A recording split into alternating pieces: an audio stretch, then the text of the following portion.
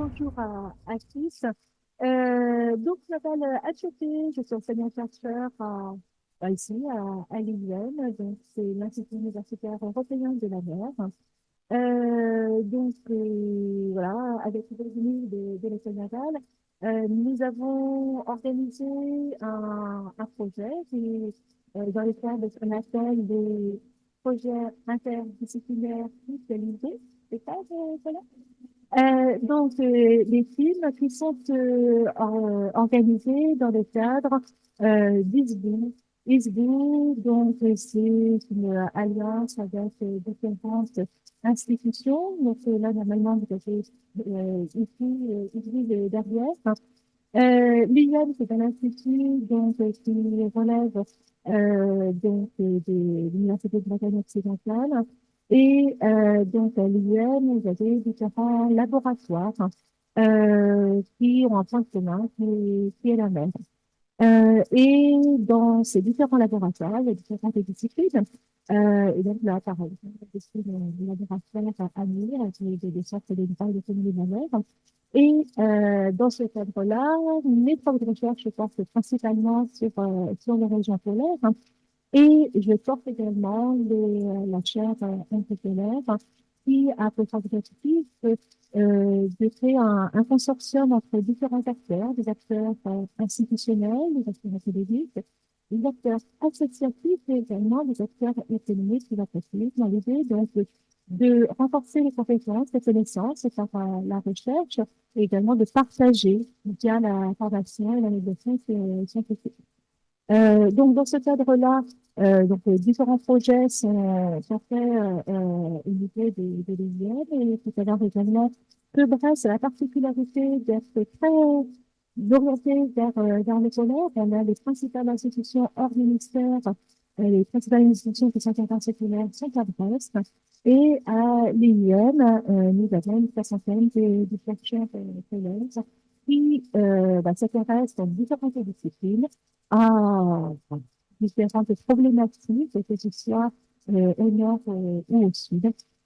Et donc, dans le cadre de cette dynamique autour de la recherche et de l'information, on a avec Virginie choisi de consacrer un projet sur les enjeux polaires. Et donc, sur ces enjeux polaires, nous avons choisi d'aborder les enjeux polaires via les controverses. Essayer un petit peu de déconstruire des a priori que l'on pourrait avoir des régions polaires. On entend souvent, on lit souvent, des idées comme on peut expérimenter dans les régions polaires, que ce soit en Afrique ou en Afrique. Quand on sait trop tard, développement des activités économiques. Euh, on entend aussi possibilité dans quelques temps d'aller traiter les ressources minérales en Antarctique.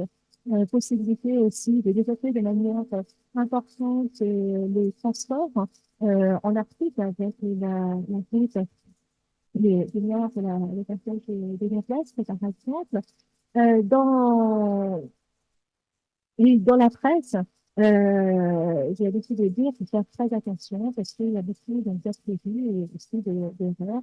Et donc, on a voulu, avec les justement, montrer aux étudiants il y a différentes façons d'aborder les régions polaires et qu'il est très important de traiter les approches et d'écouter différentes façons de faire. Et donc, pendant cette semaine, sur les enjeux polaires, on a choisi d'organiser des événements euh, qui permettent aux étudiants d'avoir des approches académiques via des chercheurs, mais également ensuite en rencontrant différents acteurs, que ce soit des acteurs de l'Institut polaire, que ce soit également des personnes de la internationale, des personnes qui sont du théâtre également, parce que je vais vous expliquer ça tout de suite, on va aller également dans un partage des résultats de cette semaine Et donc, on a également choisi un temps privilégié avec des personnes qui sont impliquées véritablement dans le tourisme scolaire, soit en étant guide scolaire, soit en faisant des recherches sur les sites. Et l'objectif, c'est que vendredi prochain, et vous êtes tous invités, vendredi prochain, matin, nous allons reconstituer une conférence internationale. Donc, c'est-à-dire que en plus de tous ces accords académiques et les rencontres que nous avons fait pendant cette semaine, les étudiants travaillent tout au long de la semaine en groupe ils se sont vus attribuer un rôle qu'ils vont devoir défendre lors de la conférence internationale qui nous allons organiser vendredi.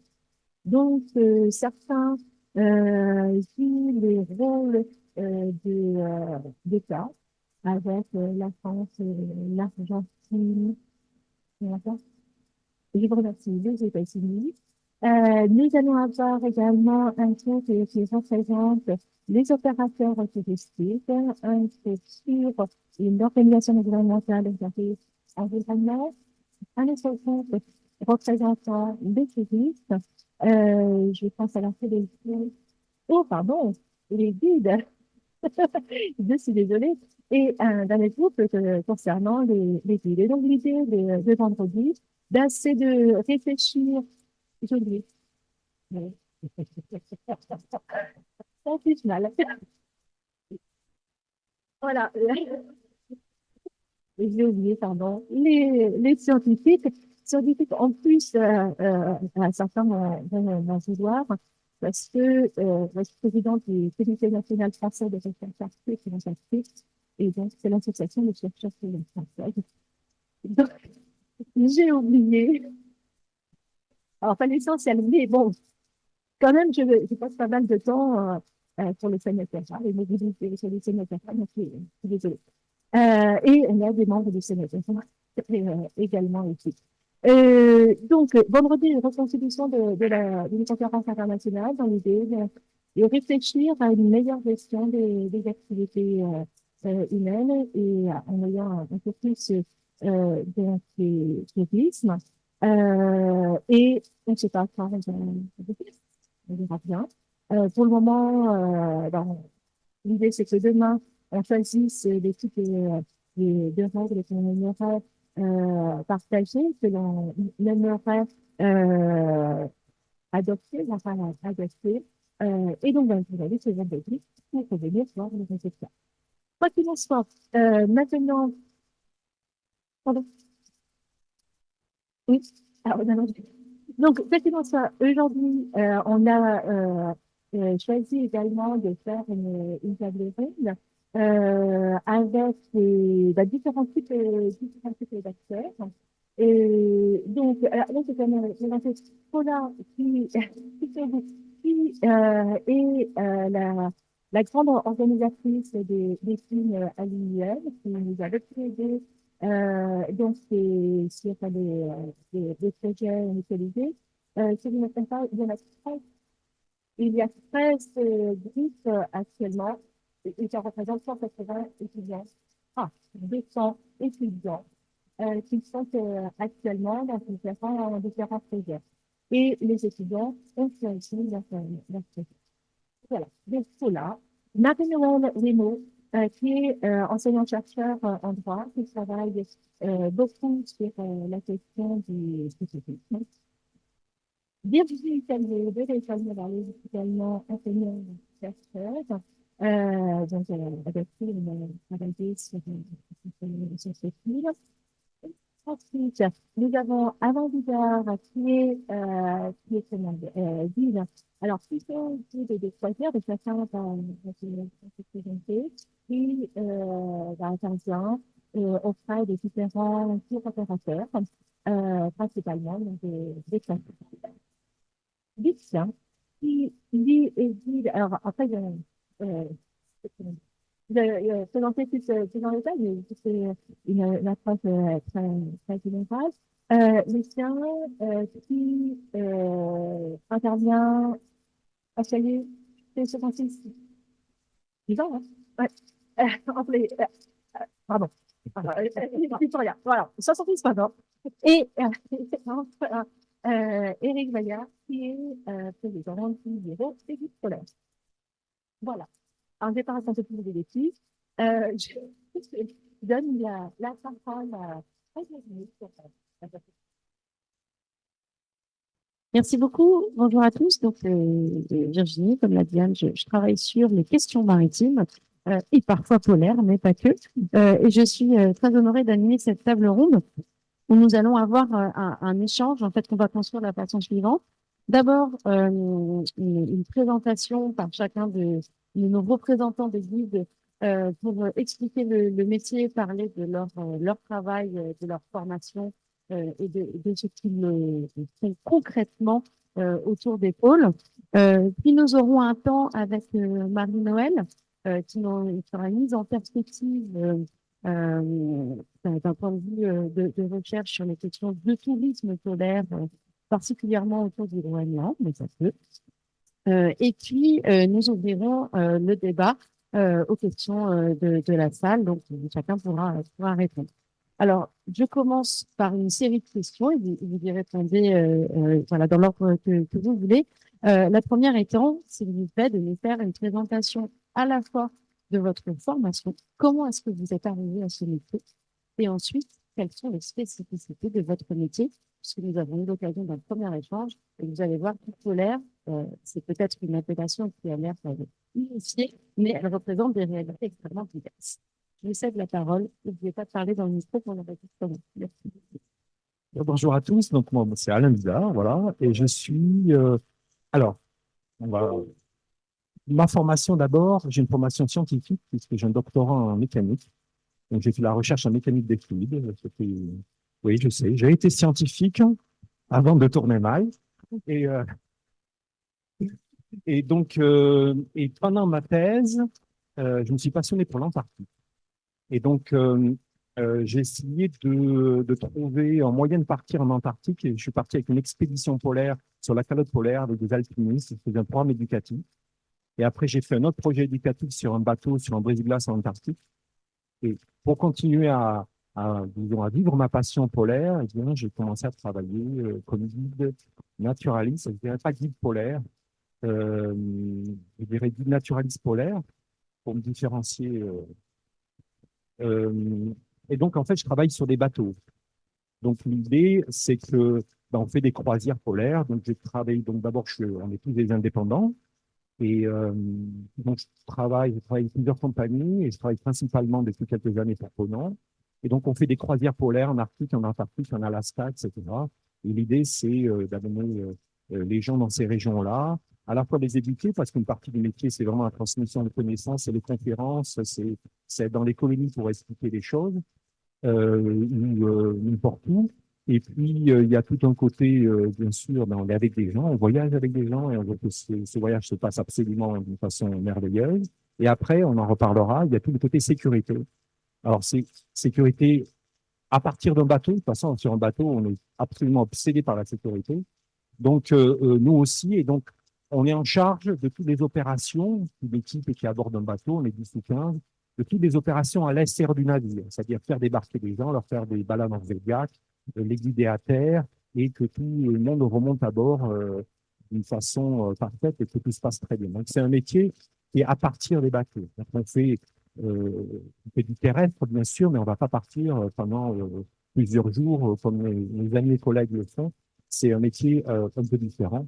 Donc, c'est croisière polaire et c'est, oui, je vais dire, c'est un petit résumé, je pense, ça va. Merci Alain. Eh ben, bonjour à tous, Lucien Chaillot. D'où est née cette passion des grands espaces polaires? C'est tout simplement la littérature. Depuis tout petit, passionné par Jack London, Pauline Victor, Jean-Louis Etienne, j'ai très vite tendu mes formations sur la protection de l'environnement, donc la gestion d'espaces naturels, voilà, par un cursus universitaire, dit qualifiant au métier de la montagne, où j'ai passé mon histoire secouriste et l'accompagnateur en montagne, dans cette volonté de protéger l'environnement. Et j'ai fait ma première expérience en étant garde moniteur au Parc national des Écrins, donc on est tout simplement ranger dans un parc national.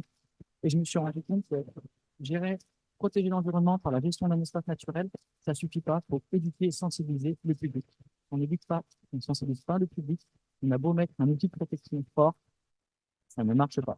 Et donc là, je suis revenu sur mes diplômes d'encadrement sportif, voilà, éducateur sportif, l'accompagnateur en montagne, un accompagnateur spontané chez 66 Degrés Nord, où j'ai pu faire mes premières expériences de guidage en milieu polaire en Laponie finlandaise, en hivernal. Et après, j'ai dérivé sur la Scandinavie, la Suède, la Norvège, pour atteindre, j'ai eu la chance d'aller au 78e parallèle, voilà, au Svalbard, pour vivre des expériences encore de guidage et personnel.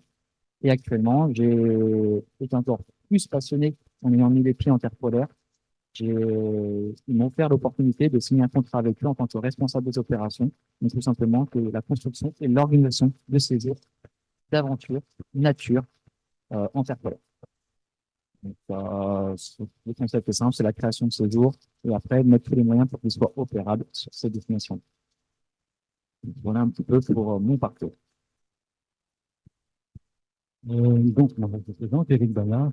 Donc, moi, pareil, je suis issu d'une formation qui n'a rien à voir avec le milieu polaire, je suis architecte à l'origine, mais il est parfait. Mais donc, je bourlingue un peu en milieu outdoor depuis les années 80. Et, je suis arrivé à découvrir le monde polaire en 2004 par le biais de l'activité montagnarde. Dans les Alpes, donc forcément, c'était simple. Et j'ai décidé d'en faire finalement mon métier de guide dans ces milieux-là qui sont assez fascinants. Et j'ai une approche plutôt montagnarde que maritime du milieu polaire et subpolaire, ce qui fait qu'on a des problématiques qui sont légèrement différentes, mais au final qui ont les mêmes bases, la sécurité, etc. On en reparlera. Mais donc voilà, enfin, moi, je travaille, donc je suis président du bureau des guides polaires, une association créée il n'y a pas si longtemps que ça. Et je suis également guide prestataire pour 60. Et j'ai aussi mon entreprise autonome, donc je connais un peu les problématiques de gestion, logistique, etc., etc. Ce qui fait que j'ai un peu un regard double par rapport au métier. Ensuite, j'ai un troisième regard qui est celui des autres, des collègues, qui travaillent aussi de temps en temps en troisième. Et, tout ça me permet d'avoir une vision un peu plus globale de ce qui se fait en milieu polaire en termes de guidage. Voilà. Non, merci beaucoup. Je poursuis par quelques questions pour vous relancer. La première, avant de venir sur des questions peut-être plus complexes, c'est en quoi consiste votre activité? Qu'est-ce que vous faites? Qu'est-ce que vous proposez? Et j'invite le public à constater d'ores et déjà qu'en fonction de vos réponses, on va voir qu'on parle de génération, d'activités très différentes, de profils, mais autour d'une même préoccupation, il me semble, qui est d'une part de faire connaître les régions polaires et d'autre part d'aider à protéger cet espace. Je vous laisse dans l'ordre que vous voulez. Alors, qu'est-ce qu'on fait? Alors, être guide polaire, c'est un métier, alors pour moi, en tout cas sur un bateau, c'est un métier assez divers. Donc, il y a d'abord, comme je disais, la transmission des connaissances, ça veut dire quoi? Ça veut dire donner beaucoup de conférences à bord. Donc, ça, il faut avoir le temps. Donc, si la croisière est un peu des jours en mer, ben, c'est parfait pour ceux qui adorent donner des conférences, parce que là, c'est le moment où on donne des conférences, donc sur la nature, sur l'histoire, sur un peu tout, sur l'environnement, sur les questions environnementales, sur tout ce que vous voulez, sur le climat. Donc, il y a cette partie-là, et puis il y a la partie interaction avec les gens. Parce que dans les croisières, globalement, en tout cas, moi, les croisières que je fais, c'est quand même, les gens viennent dans ces croisières-là pour découvrir la région où on va, que ce soit arctique, antarctique, ou même du tropical. Ils viennent pour le voir par eux-mêmes, mais aussi pour apprendre. Et même ceux qui découvrent les croisières reviennent aussi souvent dans ce qu'on appelle les croisières expéditions, parce qu'il y a toute cette transmission des connaissances. Donc, il y a ça. Et puis après, il y a toute une partie extérieure, c'est-à-dire que dès qu'on quitte le navire, c'est l'équipe d'expédition qui est en charge. Donc, il faut conduire les zodiacs, il faut transporter les gens à terre, il faut faire des balades en zodiac, il faut sécuriser des débarquements, encadrer les gens à terre. Et puis, alors moi, je suis plus ornitho dans mon métier naturaliste. Et donc, moi, par exemple, c'est passer des heures entières à proximité, à distance d'une colonie, c'est pour expliquer aux gens ce qui se passe dans une colonie. C'est-à-dire, faut pas faire justement du tourisme sur le caricature, clic-clac, et je rentre. Non, c'est moi, mon grand plaisir, c'est être près d'une colonie de manchots et expliquer aux gens tous les comportements qu'on peut voir, expliquer, disons, euh, donner de la connaissance. C'est-à-dire, j'aime bien l'expression, moi, c'est ajouter du merveilleux par la connaissance. C'est-à-dire que si on comprend ce qu'on voit, c'est encore plus fantastique. Donc, il y a tout ce côté éducatif une fois qu'on a réglé tous les problèmes de sécurité. Parce qu'encore une fois, on n'est pas en Antarctique, on ne fait pas des longues randonnées, on va pas très loin, on reste sur les côtes ou sur le rivage. En Arctique, on fait des choses plus loin, on va plus loin, il y a les ours, c'est un peu plus compliqué, mais euh, voilà, il faut que toutes les choses se passent bien et quand tout est bien réglé, tout est bien organisé, là, on peut faire un travail de transmission. Donc, c'est ça, c'est transmission et à la fois travail à faire pour que tout se passe d'une façon parfaite. Parce que, Non, non, bah, je vais juste compléter, voilà, comme tu l'as souligné juste avant, Alain, tu t'es présent en tant que guide naturaliste polaire. Moi, je vais plutôt parler d'une casquette guide d'aventure polaire. Euh, Qu'est-ce que c'est un guide? C'est accompagner un groupe de personnes d'un point A à un point B ou en temps fixe avec des objectifs de sécurité, des objectifs de qualité et des objectifs aussi légaux. Voilà, on est dans le cadre légal, une personne sur un territoire inconnu pour eux. Euh, c'est un métier de saisonnier qui peut se faire sous différents statuts. Saisonnier, pourquoi? Parce que l'environnement polaire a une saisonnalité. La nuit polaire, le soleil de minuit, et aussi, bah, ça peut être c'est un boulot passion. Un boulot passion qui paraît idyllique, mais comme l'a soulevé Alain ou mes collègues, il y a les contraintes environnementales, il y a les contraintes humaines, il y a les contraintes techniques, il y a les contraintes légales. Ça dépend aussi au niveau de quel statut on est. Si on est juste prestataire pour un groupe, pour un tour opérateur, ou si on est indépendant, on doit trouver toute la chaîne pour aider le CESE. Voilà un petit peu pour la partie guide. Mais sur le guide d'aventure polaire, c'est faire vivre une expérience, voilà, de loisir récréatif et faire vivre sa passion. Voilà. On dit que moi, c'est un métier passion et on transmet une passion.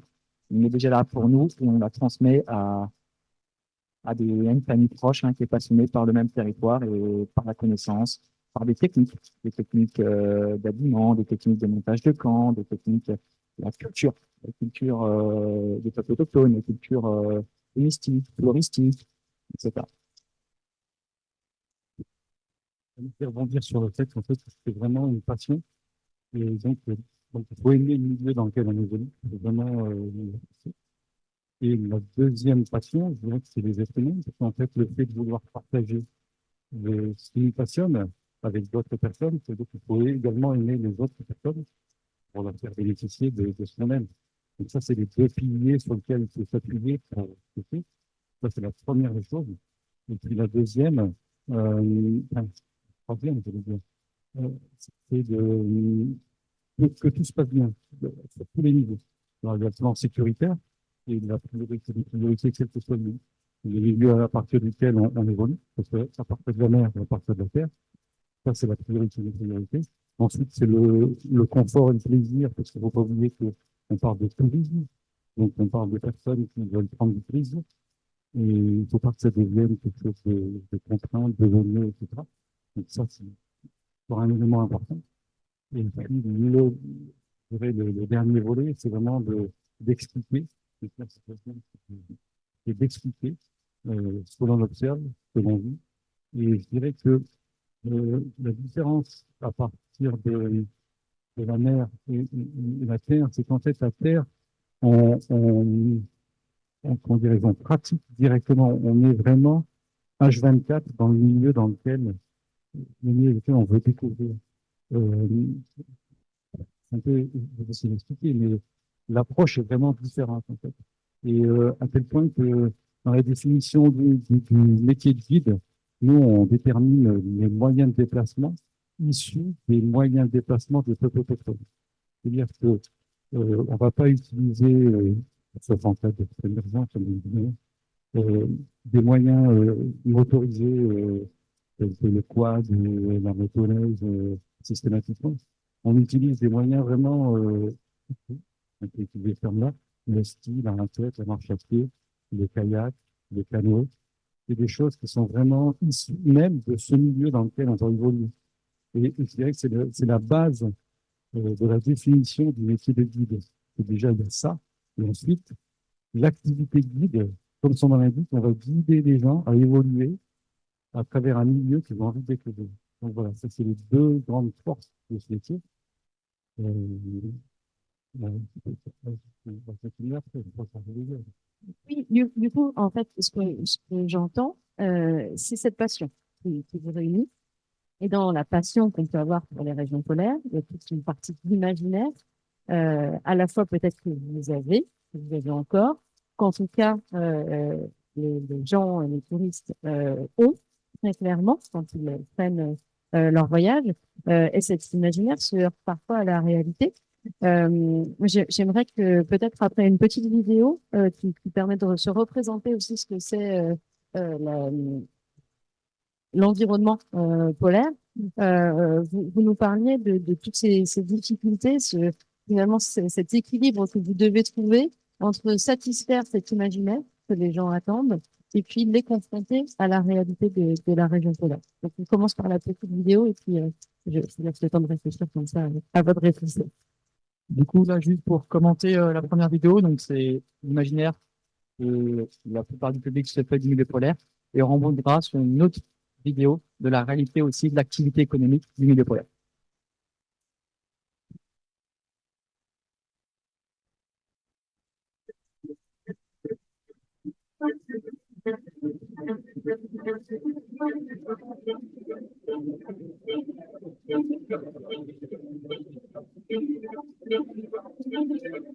Les grands espaces, c'est un endroit où je me ressource et c'est ça que je suis venue chercher ici. Et quand j'ai vu ce que ça me faisait, j'ai eu envie de le partager. Spitzberg, c'est la terre abordable la plus au nord du monde. On est dans le haut Arctique, hein, vers Spitzberg, on est sur un désert froid. On se déplace en ski ou en raquette. En été, la banquise dégèle et ça ouvre un terrain de jeu avec des plaines, c'est qu'on a perte de vue. C'est brut, c'est sauvage. Il y a très peu d'arbres, c'est très minéral. Malgré tout, c'est très beau, c'est fabuleux.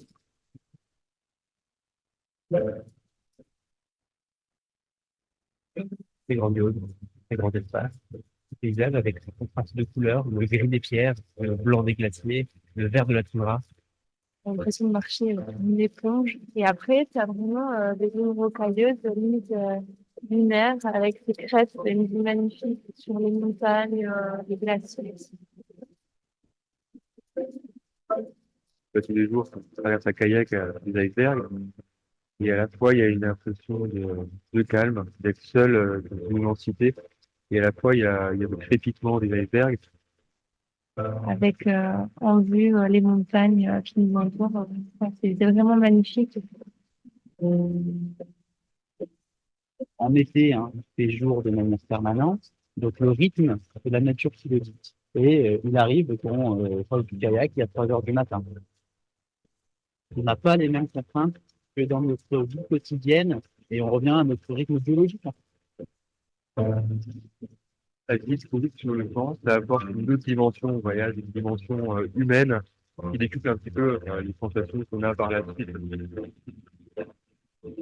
Être là, seul au monde, face à cette nature totalement vierge, c'est vraiment une sensation incroyable. On a l'impression de faire partie de la nature et de pouvoir s'adapter à la nature. Ce qui est le plus surprenant, c'est la rencontre avec les animaux. C'est qu'en fait, ils n'ont pas peur de nous, ils sont très proches. Et puis, le moment irréel, le renard et les rennes qui étaient vraiment tout proches de nous.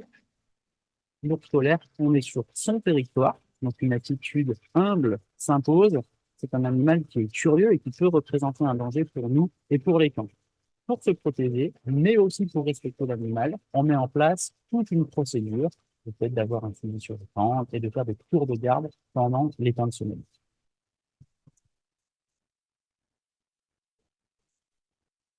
L'important, c'est d'aller voir les choses en prenant le temps. Et le temps s'arrête.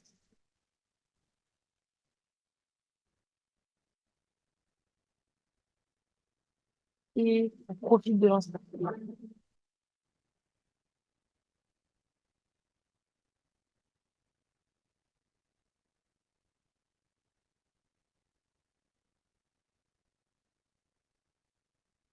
Donc là, voilà, c'est une vision hein, au niveau marketing du tourisme en région polaire. Hein. Il y en a d'autres, hein, bien sûr.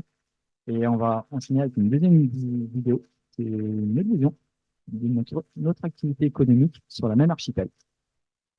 Au niveau touristique, surtout sur les moyens de transport, mais on pourra en reparler aussi à la fin des deux vidéos. Midway between the coast of Norway and the North Pole lies the archipelago of Svalbard.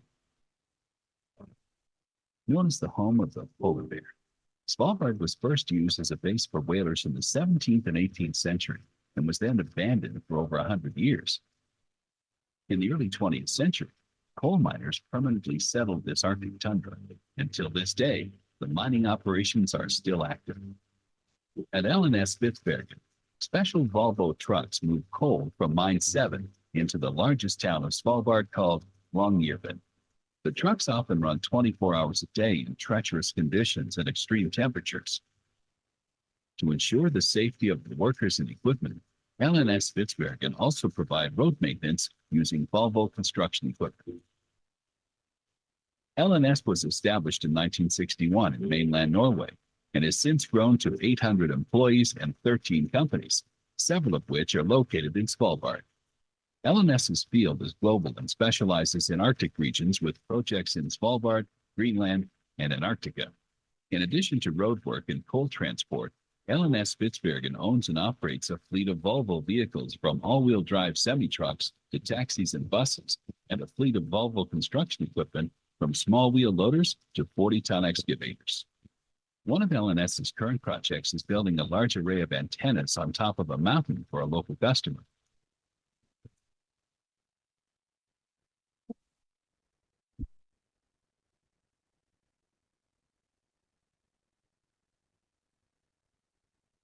Maintaining the steep mountain road and transporting and mounting large antennas in heavy snowfall and freezing temperatures makes this a complex operation. That is why LNS Spitsbergen exclusively used Volvos for the task.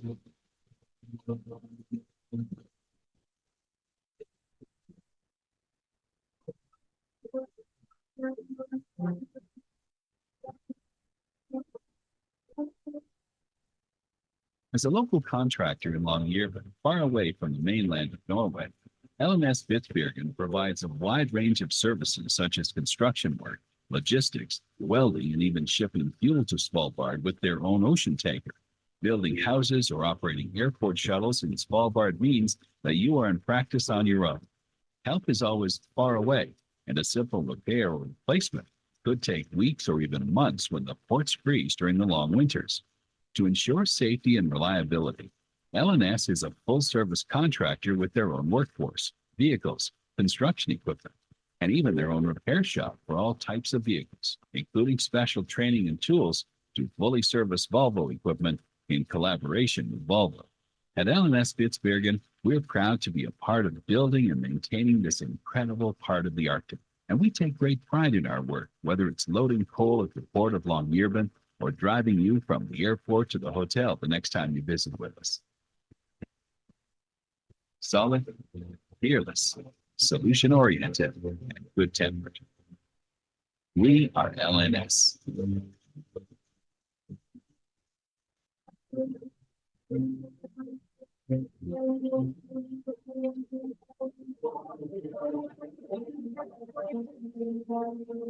Merci beaucoup du coup pour ces présentations qui illustrent, je pense bien, la différence entre la réalité économique de certains de ces territoires et l'imaginaire. Mais pour revenir sur la question du coup, je vous avais posée, j'aimerais que vous nous expliquiez par vos expériences les difficultés que vous avez, peut-être par rapport au public, aux touristes que vous avez, les risques auxquels vous êtes confrontés. Et c'est ce hiatus, j'allais dire, entre les attentes qu'il peut y avoir et puis la réalité du terrain que vous montrez et que vous expliquez. Non, c'est sûr que à travers des images, on peut rentrer très vite dans l'imaginaire, mais la réalité terrain nous rattrape toujours. Comment procède au niveau du guide d'activité polaire? Tout simplement, on va essayer de proposer une gamme de séjours qui est adaptée pour répondre aux différentes attentes. Évidemment, à part du multi-activité jusqu'à l'exploration, on peut utiliser une catégorisation du public, du séjour découverte, séjour famille, en passant par le néo-aventurier, l'aventurier, finir par l'explorateur, par exemple, par une graduation, permet de cibler un petit peu les attentes de la clientèle. Et suite à ça, on va répondre à ces attentes par des supports, des moyens d'hébergement, des randonnées. On va adapter l'activité par rapport au groupe. Mais des fois, l'environnement ne permet pas d'adapter l'activité ou le groupe ne permet pas aussi de progresser dans l'activité. Et donc, c'est beaucoup d'adaptation par rapport au terrain. Je ne sais pas si mes collègues. Moi, je dirais en fait il faut remettre l'être humain avec ses performances physiques et intellectuelles dans le milieu dans lequel on va évoluer. C'est-à-dire qu'il y a des milieux qui font rêver, oui, mais qui sont peut-être inaccessibles autrement que par des moyens motorisés, etc. Mais si on revient à des pratiques plus saines, j'allais dire, peut-être qu'il y a des endroits où certaines personnes ils ne pourront pas y aller, et d'autres pourront y aller avec un certain coût. Et je dirais que le guide, il est là pour remettre le bon curseur au bon niveau en fonction de la personne, du terrain, des risques, etc. Il est le maître à jouer de ce tourisme de découverte et un peu d'aventure. Et il remet un peu en perspective la réalité de ce qu'on est capable de faire, de ce qu'on veut faire et de ce qui existe sur le terrain au moment présent. Voilà. Un petit résumé. Pour nous, sur les croisières, il y a ce problème aussi. Alors, je ne sais pas si c'est ça que je voulais parler, mais il y a aussi la différence entre le catalogue et la réalité. Quelque part, le catalogue, il est fait pour vendre une croisière ou un séjour. Et après, il y a la réalité des choses. Mais alors nous, en croisière expédition, il y a un mot qu'on utilise souvent, c'est la flexibilité. Et ça, dès le début, première réunion avec tout le monde, on leur explique que on a ça de prévu, on a ce programme de prévu, mais ce programme, ben, il va peut-être changer parce que le temps est peut-être pas bon, parce qu'il y a de la glace, parce qu'on ne peut pas le faire. Donc ça, je crois que la plupart des gens le comprennent. En plus, les gens qui reviennent savent que de toute façon, il y a toute une adaptation à l'environnement où on est. Et donc, c'est même une éducation aussi de ce côté-là. C'est-à-dire que c'est pas, la vie n'est pas comme dans un catalogue. La vie, elle est différente, surtout qu'on est dans un environnement assez difficile. Donc ça, finalement, en général, ça passe assez bien. Et de toute façon, ça fait partie de l'activité de ne pas pouvoir forcément faire exactement ce que l'on veut ou ce que les gens espèrent. Mais je pense qu'aussi, il y a pas un autre problème, mais il peut y avoir des frustrations qu'on essaie aussi de dissiper en expliquant ça. C'est que la nature dans les régions polaires, en fait, je crois que la pire des choses pour nous, c'est les fantastiques documentaires de la BBC. Voilà. Ça, c'est un problème aussi, parce que quand vous avez une image de la BBC, vous avez là, j'ai vu des images d'orques qui attaquent des phoques. Sur la dernière documentaire polaire de la BBC, il y a une vidéo incroyable avec l'orque qui attaque les phoques, etc. Donc, déjà, pour filmer ça, il faut des années, il faut de la chance, etc. Moi, dans ma carrière, ça fait 20 ans que je fais ça, je l'ai vu une fois. Donc, après, les gens, ils pensent que en allant dans les régions comme ça, on a un condensé de ce qu'on voit dans les documentaires. Mais c'est aussi un bon apprentissage, dans le sens que la réalité, c'est pas ça, la vie. La nature, c'est pas ça. Les animaux sont pas forcément là. Alors, il y a des endroits, si vous allez dans une colonie manchots, ils sont là. Bon, ça le fait. Mais c'est vrai que c'est aussi un moyen de voir que dans la nature, c'est beaucoup plus compliqué que ce qu'on peut voir à la télévision et dans les vidéos. Mais ça passe quand même plutôt bien pour la plupart des clients que j'ai. C'est juste une remarque aussi par rapport à une sur LMS. Donc, effectivement, je pense là aussi, il y a une réalité économique, donc avec des territoires qui sont confrontés à une nécessité de développement. Et le développement dans ces territoires, il passe aussi par une économie. Donc, il y a un moment, il faudra faire des choix. Moi, j'y reviendrai ultérieurement, mais ça appelle effectivement, il y a un moment où oui, il y a des économies touristiques, mais il y en a d'autres. Et il faut qu'ils survivent. Et on va être confronté à, là encore, on parlait de ces controverses, mais on va être confronté à ces controverses en permanence dans ces territoires comme dans nos territoires. J'ai deux dernières questions justement avant de laisser la parole à Marie-Noël. Donc la première, c'est sur ce rapport à l'environnement que vous avez mentionné. Si vous pouviez nous l'illustrer dans, on l'a mentionné dans nos échanges préalables, peut-être que les différences générationnelles sur le rapport au changement climatique, à l'envie, à la motivation pour aller dans ces espaces. Et puis, les différences de posture aussi, hein, on est bien, vous l'avez rappelé, sur des guides indépendants qui font des choix, qui ont des convictions, et quelles peuvent être en fait les confrontations auxquelles vous avez à trouver des solutions dans vos métiers. C'est large comme question, ça. Oui, mais je vous donne plein de matière. Mais avant ça, je voudrais dire un truc aussi. On a parlé beaucoup avec Anne aussi, c'est que tout ça, ça a l'air. On va pas dans les régions polaires, par exemple, avec les bateaux. On va pas dans les. D'abord, c'est des bateaux à taille humaine, c'est des bateaux de 100, 200 personnes. C'est pas 5000 personnes qui débarquent dans un site. Hein. Il faudrait remettre les choses aussi en perspective. Non, mais c'est vrai. Je veux dire, euh, par exemple, j'ai regardé les chiffres de l'Alaska. L'Alaska, sur les gros bateaux, plus dans le passage intérieur, c'est 1,5 million de passagers qui débarquent chaque année. Donc, c'est pas la même chose. Vous voyez déjà ça. Et puis aussi, je parlais des animaux, et je trouve qu'on a aussi énormément enfin, on s'auto-impose des règles extrêmement strictes. C'est-à-dire qu'on garde la distance avec l'animal, on va pas aller attraper une bestiole.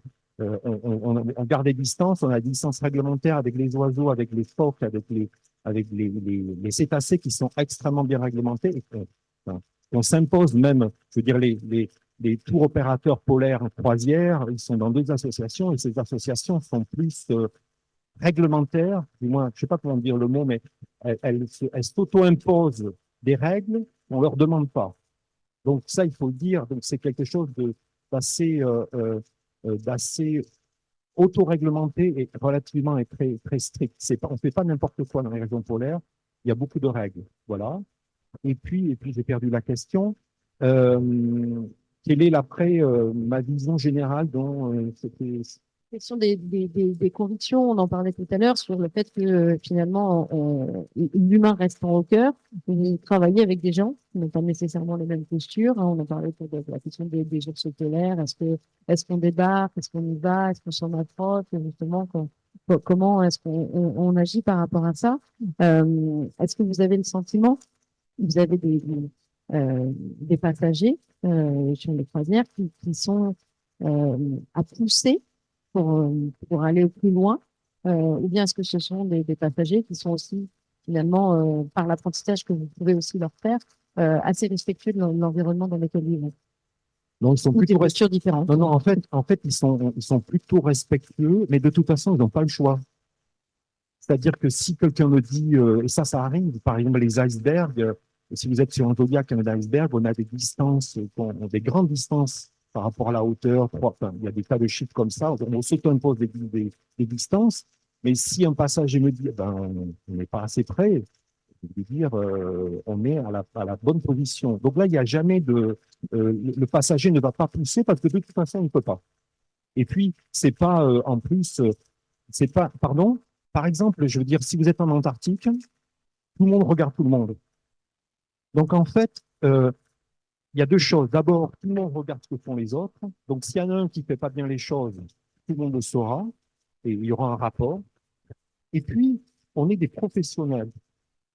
Et l'avantage par rapport moi, j'adore le mot amateur. Et par rapport à un amateur, c'est-à-dire qu'un professionnel, s'il fait des bêtises, il détruit son propre moyen de vivre. Donc, le fait d'être un professionnel et que l'on veut continuer à faire ce métier, vous avez en plus cette obligation d'être sérieux, sinon le métier il est terminé. En plus des convictions de ne pas faire des bêtises, etc. Donc, il y a plus ça qui se rajoute à ça. Non, et par exemple, je sais, il y avait l'histoire d'un voilier, il n'y avait pas bien de voilier, mais par exemple, les colonies, par exemple, vous êtes en Antarctique, vous avez une colonie de Manchot, on va pas aller dans la colonie de Manchot. On est sur un côté de la colonie de Manchot, on garde des distances, etc., etc. Mais il y a pas un voilier qui a débarqué et les passagers sont partis à l'intérieur. Mais il y avait un bateau allemand de croisière qui les a vus et qui a fait un rapport et ça remonte au traité et ça peut finir par un jugement, tout ça. Peut-être pas pour être dans une milieu de. Donc, en fait, non, je pense pas, moi.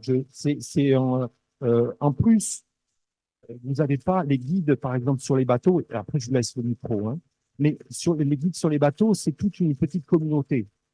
Et cette communauté, elle passe parfois d'un bateau à l'autre, d'une compagnie à l'autre. Donc, en plus, on se connaît bien, on a les mêmes façons de travailler respectueuses. C'est pas une compagnie avec des pirates et une compagnie avec des gentils guides. C'est toujours la même communauté qui se mélange, qui passe de l'un à l'autre. Donc, les anciens comme moi, s'il y a des nouveaux, ils vont les éduquer et leur dire ça se fait, ça se fait pas. Voilà. Donc, moi, je suis assez confiant sur ça. Et j'ai jamais vu des vraies bêtises ou être témoin de ça. Il y a des condamnations, mais par exemple, en Antarctique, la condamnation, c'était 2 voiliers. Non, mais en fait, si on parle honnêtement, souvent les problèmes viennent des voiliers, par exemple. Parce qu'il n'y a pas de guide à bord, il n'y a pas de guide professionnel à bord, et puis ils se sentent libres, alors qu'on ne l'est pas, en réalité. On ne l'est pas du tout. Je suis en partie d'accord. Et juste une chose aussi, par rapport à la croisière, vous vendez quand même un certain nombre d'images, dont l'image de l'ours.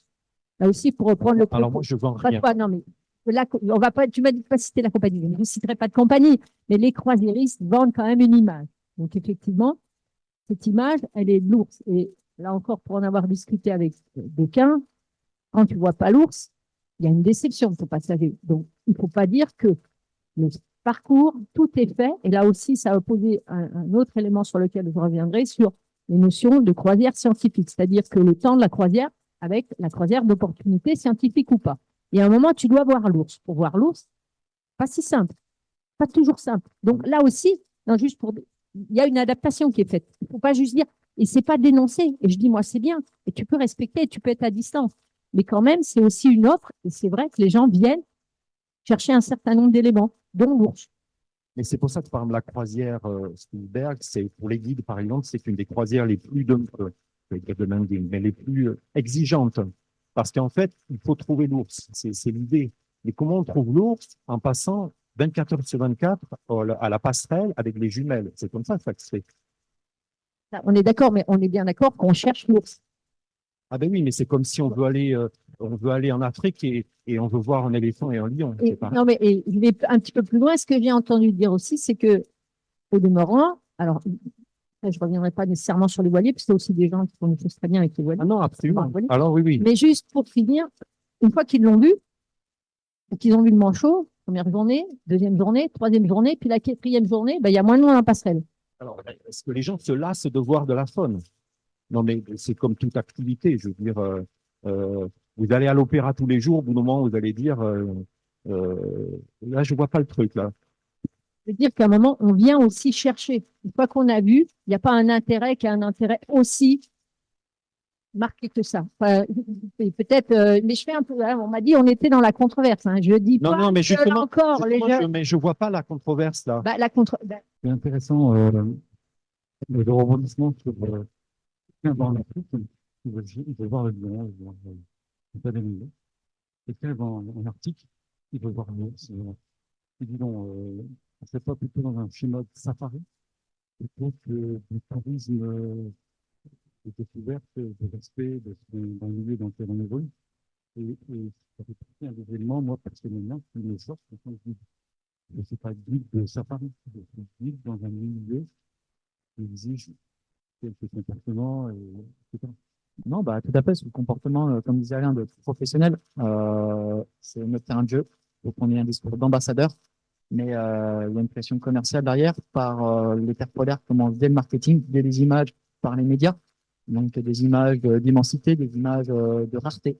Il y a cette clientèle aussi de rareté, des fois, de dire, nous, c'est ce qu'on ressent sur plutôt la partie d'aventure polaire.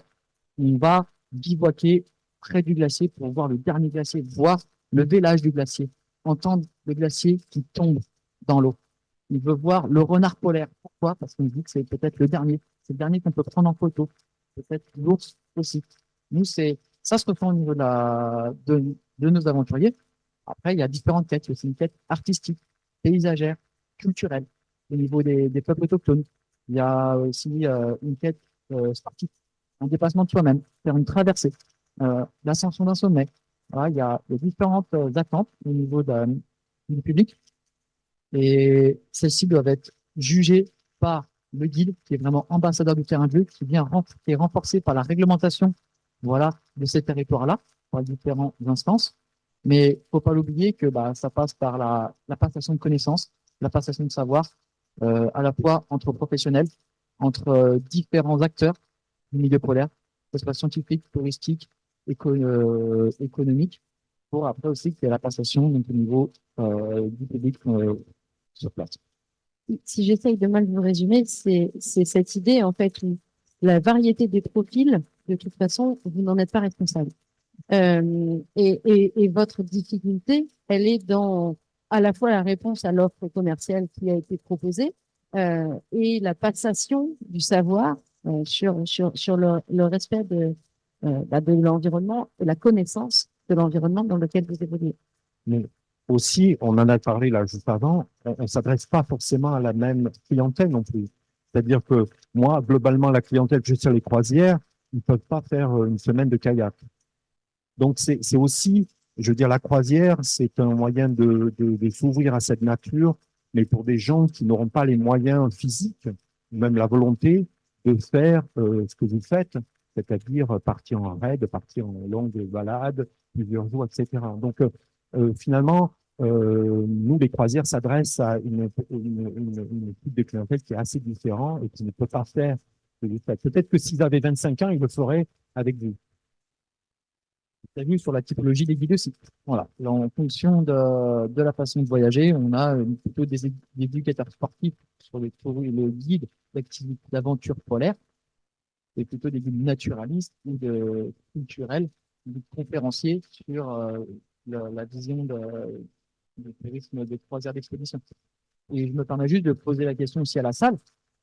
Si on vous parle de terre polaire, si vous voulez voyager en terre polaire, pourquoi vous direz? Qu'est-ce qui vous attire là? Les paysages. Non, mais juste, Anne, juste, je rebondir juste avant ça. Je reviens. Mais je voudrais dire aussi que quand tu disais on est guide conférencier, non, on est guide conférencier, mais on est guide, je dirais, marin, en fait. Parce que les journées que l'on passe parfois sur les zodiacs quand les conditions sont mauvaises et qu'on en a un peu marre du métier, c'est quand même, vous voyez, c'est aussi quand même un métier. Ben, on passe toute notre journée dehors, en fait. Hein, et donc, on est aussi des guides de terrain. On est guides de terrain qui partent d'un bateau, donc c'est différent. Et voilà, on est guide marin et aussi disons, conférencier dehors. Donc, c'est un métier double, mais on fait beaucoup, on est tout le temps dehors. Donc, en fait, c'est un métier aussi globalement totalement de terrain. Je suis peut-être mal exprimé, Alain, désolé. C'est juste que nous, c'est plus le support, éducateur sportif. On va aussi apprendre à faire du ski, apprendre à faire de la raquette. On a aussi des guides qui ont peut-être moins la culture que vous avez en tant que naturaliste. Je cherche pas du tout à dénigrer hein, le guide. Voilà, c'est vous êtes aussi dehors, vous êtes confronté aux mêmes éléments. On travaille main dans la main sur la logistique, sur l'entraide. On a des guides de bateaux de croisière d'expédition qui guident sur des tours opérateurs et l'inverse aussi, d'aventure et l'inverse. Voilà, les guides tournent entre les différentes agences. Nous, on dort différemment. Oui, bonsoir, merci. Moi, j'ai trois questions et puis je voudrais revenir sur l'ambivalence que vous avez soulevée là, entre l'éducateur sportif et le naturaliste. Et moi, je me présente, moi, je suis ancien guide de rivière en rafting. Ça m'est arrivé de faire des trips plusieurs jours avec une clientèle. Donc maintenant, je suis prof d'éducation physique à l'Université de Brest. Et le débat m'intéresse beaucoup parce que j'ai entendu parler des copains qui allaient faire des cadres sur le Spitzberg, notamment avec Grand Nord en Grand Large. Ma première question concerne les moyens coercitifs. Effectivement, quand il y a des personnes qui outrepassent certaines règles que vous semblez avoir mises en place de façon éthique, quels sont ces vrais moyens coercitifs? Moi, j'ai eu un exemple, j'ai bossé dans le Verdon, on avait des formations par la Maison du Parc, et comme c'était un parc régional, il n'y avait aucun moyen de sanction pénale parce que ce n'était pas un parc national. Donc, c'était la fête à neuneux, très objectivement. Tout le monde faisait ce qu'il a envie de faire malgré les bonnes formations, je reconnais, qu'on recevait de la Maison du Parc. Alors, quels sont les moyens coercitifs réels? On fait une réponse après. Alors, juste pour un bateau, c'est facile. C'est-à-dire que si vous avez un passager qui fait quelque chose qui n'est pas bon, le commandant peut lui interdire de débarquer. Donc nous, on a toute l'autorité à bord. C'est en soi facile. Le chef d'expédition, le commandant peut dire à un passager, je vous ai vu faire ça hier, c'est inacceptable, vous ne descendez plus. Voilà. Nous, sur la partie terrestre, Eric qui complétera, mais bah, c'est le côté leader du guide, leadership, c'est aussi de appliquer donc, le cadre réglementaire, parce que au Swissberg, il y a un cadre réglementaire qui est assez fort au niveau des espaces naturels protégés. Les demandes d'autorisation pour opérer, faire du tourisme d'aventure là-haut, ça demande des années pour avoir la confiance de l'État, une grosse charge administrative, et aussi derrière, c'est une question de sécurité. Même si c'est sécurité éthique, sécurité environnementale, sécurité humaine, sécurité matérielle, voilà, c'est le rôle du guide de savoir jouer un petit peu le tampon par rapport à cette situation-là, avec le droit d'exfiltration de la personne, si ça met en péril l'aventure. Je ne sais pas si ça répond à la réponse. La question, pardon. En fait, c'est le guide qui tient tout, quoi. C'est lui qui va dire qu'il vient là, c'est grave, on arrête. Retour à la case départ, parce qu'on va dire. Là, la responsabilité du guide est énorme. Et moi, je voulais juste compléter pour l'Antarctique, toute activité doit faire l'objet d'une évaluation d'impact sur l'environnement national. Et les activités en Antarctique, elles nécessitent une autorisation. Et l'autorisation est donnée par le préfet de Terrestre Antarctique française à la suite d'un avis du comité de la matière polaire qui vérifie justement le risque environnemental. Et donc, si un opérateur part en Antarctique sans autorisation, il y a des poursuites, justement, des années qui ont été poursuivies. Ça veut dire des amendes financières, ça veut dire aussi des interdictions de repartir. Et typiquement, donc, moi j'ai la chance d'être dans le comité de l'environnement polaire où on étudie justement les dossiers pour donner des avis au préfet de Terrestre Antarctique française. On est très vigilant sur le comportement des années précédentes. Et effectivement, on suit bien les opérateurs et un opérateur qui nous dit le jeu va pouvoir surveiller les gens. Et donc, il y aura moins d'autorisation. C'est dans la zone du traité, donc 60 degrés du sud. Et également, donc, au niveau du traité sur l'Antarctique, c'est un traité international, il y a des États qui sont partis. La France fait partie de ces États-là, et à ce titre-là, on a un droit français qui s'applique. Le droit français s'applique en terra délit aux Français, mais également à toute personne, quelle que soit sa nationalité, etc., sur les territoires revendiqués par la France.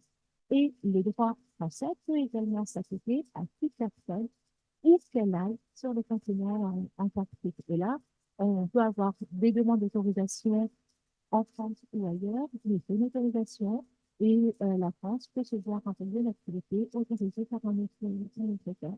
Mais ça se fait dans l'organisation des règles. Alors, il y avait deux autres questions. Oui, la seconde, comment vous gérez la pression commerciale? Et moi, je l'ai vécu hein, en réel. C'était pas toujours gagné de dire non à des clients qu'on payait. Je ne dis pas que ça s'est mal passé, mais c'est compliqué, très compliqué. Comment vous gérez ça? Alors, sur les bateaux, s'il y a quelqu'un qui est pas content, en général, il est plutôt, enfin, je sais pas comment dire ça, mais s'il y a quelqu'un qui veut aller trop près des animaux, qui fait ça plusieurs fois, on va lui interdire de faire ça, bien sûr, mais c'est une personne. C'est-à-dire, il n'y avait pas 100 personnes qui font ça en même temps, donc il n'y a pas vraiment une pression. C'est juste cette personne pour régler ce problème-là. Mais c'est un problème individuel. Puis, voilà. Après, pour vous, je ne sais pas. Je ne sais pas si ça vous est déjà arrivé. On parle de pression commerciale, c'est de la part de l'agence qui vend le séjour, mais pas de la part des clients vers le guide. Ouais, entre autres, ouais, et aussi, la question, elle est simple. Moi, je l'ai connue, il faut qu'on ait quand même un certain nombre de clients pour vivre et en faire un salaire à l'année. Et ça aussi, c'est une vraie problématique. Parce qu'effectivement, il faut vendre entre guillemets, du produit. Ce terme-là, hein, quand je travaille là-bas, il faut vendre des produits et une certaine quantité pour assurer une certaine pérennité. Donc, effectivement, on est sur un milieu très sensible. Et comment fait-on pour finalement avoir assez de monde et répondre aux souhaits des clients?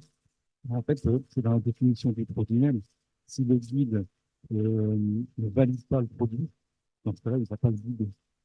Et à partir du moment où le guide prend le client sur un produit, c'est-à-dire qu'il abonde dans le sens du produit. Il ne peut pas être en contradiction avec lui-même en termes de séjour des produits qu'il va guider. Donc ça, c'est la base. Personnellement, j'ai des contraintes que je me fixe et je ne les dépasserai pas. Donc, je ne serai jamais mis sous la pression commerciale dans la mesure où je l'y refuse complètement. Ça, c'est un côté éthique. On ne peut pas guider un séjour si on n'est pas d'accord avec le contenu même du séjour. Donc, de fait, il n'y a pas de pression commerciale. S'il y a un mauvais comportement du client dans le contenu même du séjour, c'est au guide, avec son leadership, de le remettre dans les clous. Donc, c'est deux choses un peu différentes entre l'individu et la pression commerciale. Après, c'est des choix professionnels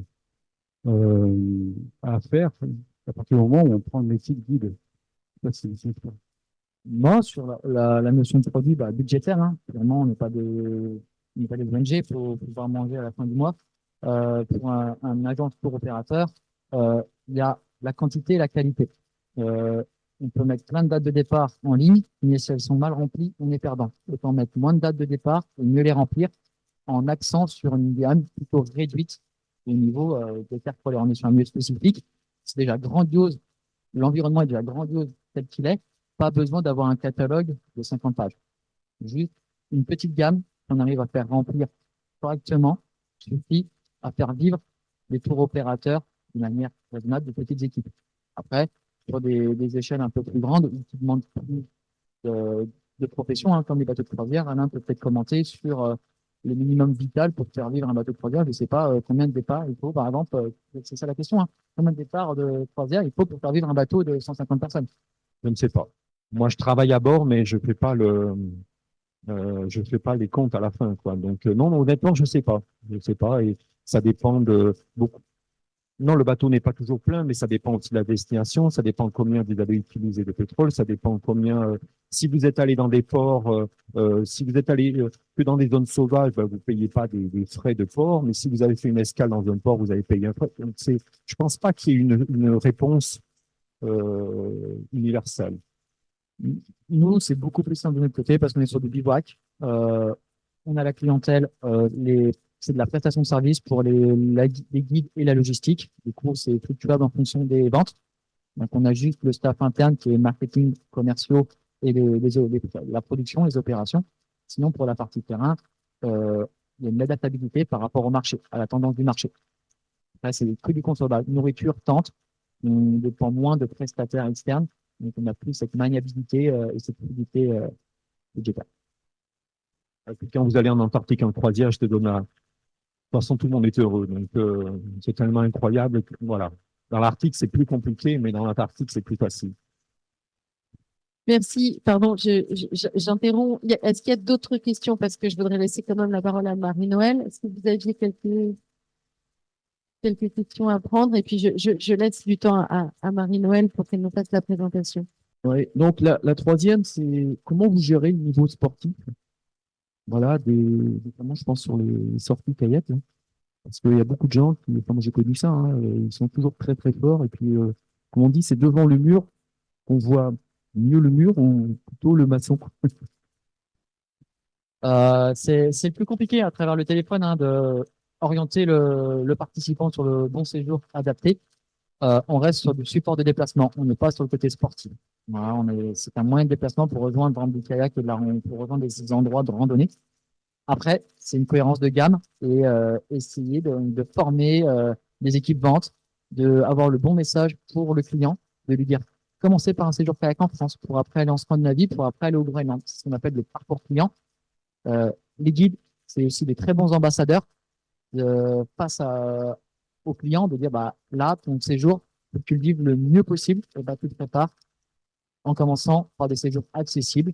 Puis après, il y a une graduation progressive pour évoluer sur l'expédition. Mais il ne faut pas viser l'expédition, même si on se sent capable de faire l'expédition.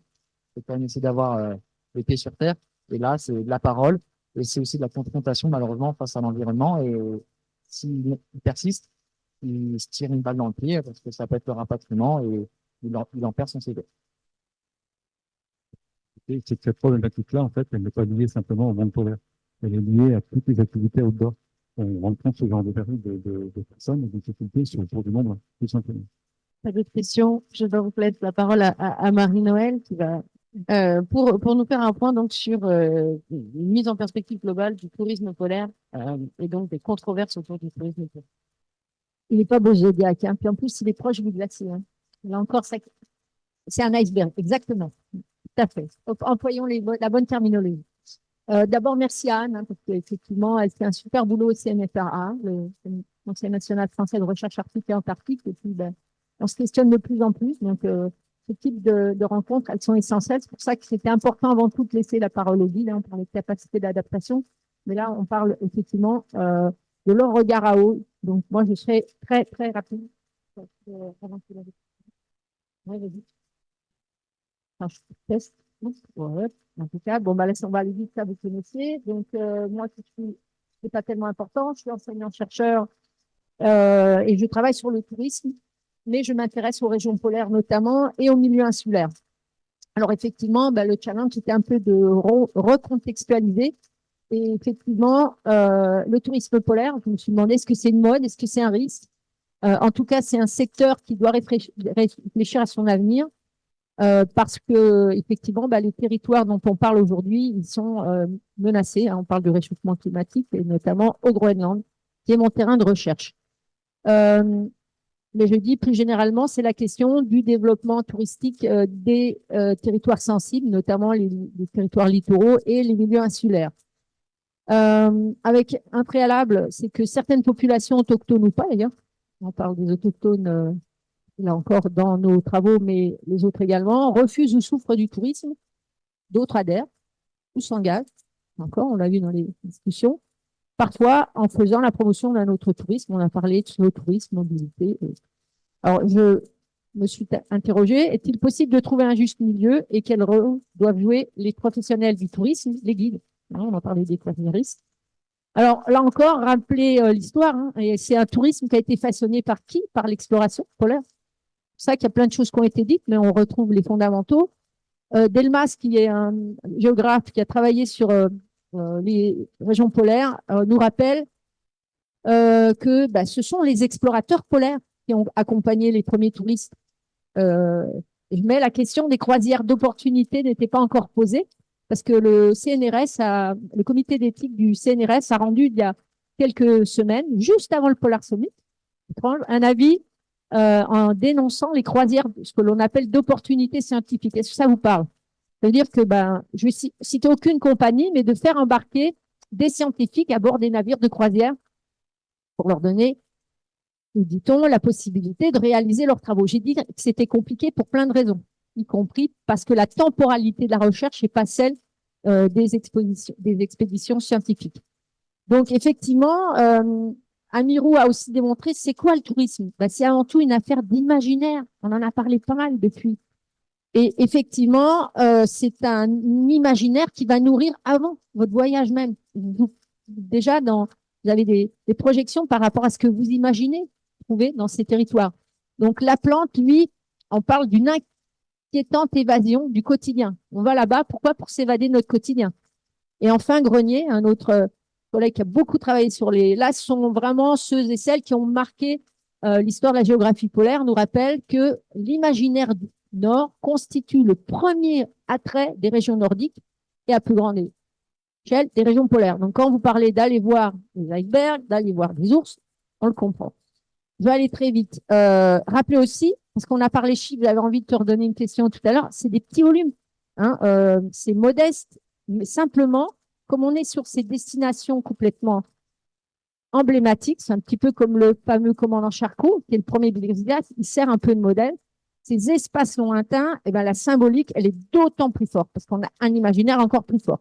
Ça, c'est une autre consoeur, Véronique Antormarchi, qui, elle, nous rappelle c'est quoi, finalement, les différents sentiments et imaginaires qui motivent la clientèle touristique. Et là, on le voit, bah, c'est du spirituel, de l'originel, rechercher les origines de l'humanité, et puis du social, se démarquer, je m'arrêterai essentiellement là-dessus, faire des choses différentes vers une valorisation de soi. Donc, on fait des selfies, on voit effectivement, et on rapporte beaucoup d'images à l'issue du voyage. Il ne faut pas oublier ça aussi, comme un élément important.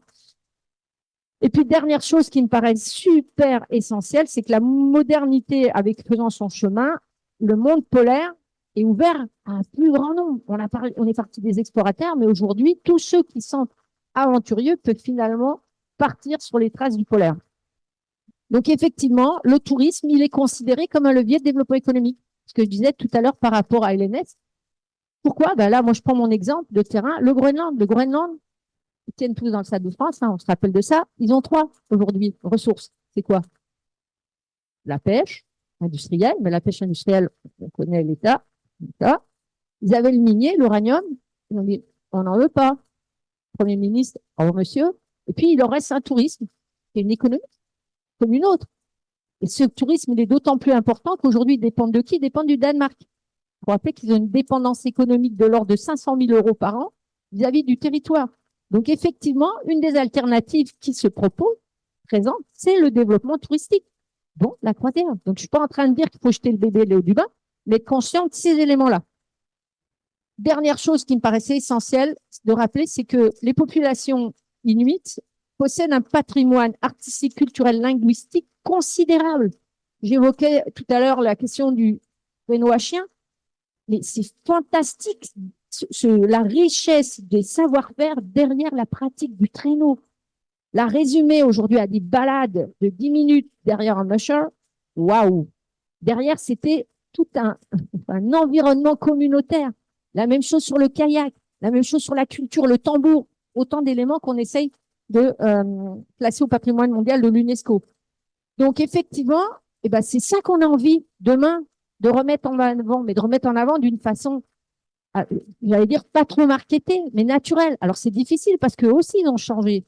Le Danemark, les jeunes Groenlandais, ils vont en voyage scolaire au Danemark. Hein, ils font leurs études au Danemark. Donc, ils ont la télé par câble et ils en savent, pour la plupart, ils sont trilingues. Donc, dans les plus jeunes générations.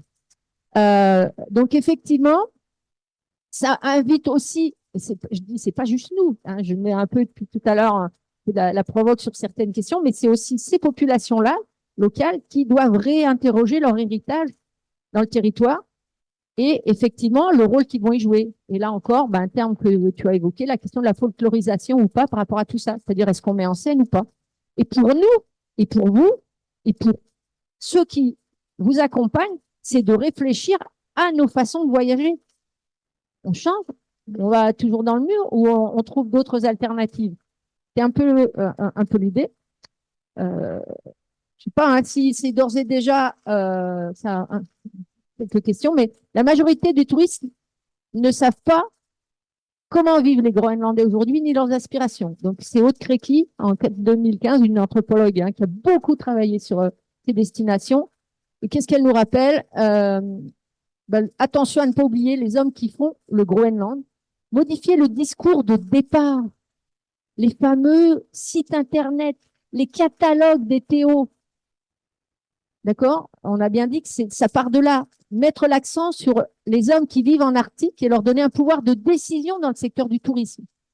Donc, on vous dit, c'est pas seulement une terre glacée où on ne rencontre que des ours, des phoques et des icebergs, mais ce sont aussi ces femmes et ces hommes modernes, donc qui ont aussi gardé des traditions, dont la chasse. C'est l'anti-Brigitte Bardot avec la chasse aux phoques. Hein. Je sais que moi, j'ai vécu très longtemps au Canada, mais surtout pas parler de Brigitte Bardot.